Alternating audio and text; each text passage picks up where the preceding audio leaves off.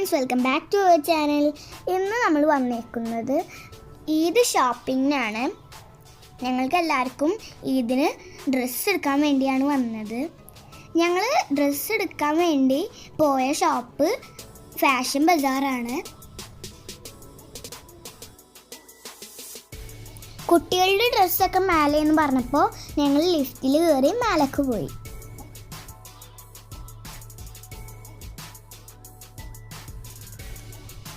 ഇപ്പോൾ ഞാനും നച്ചും കൂടിയിട്ട് എൻ്റെ ബ്രദറിന് ഡ്രസ്സ് സെലക്ട് ചെയ്യാണ്. കുറേ ഡ്രസ്സസ് നോക്കി.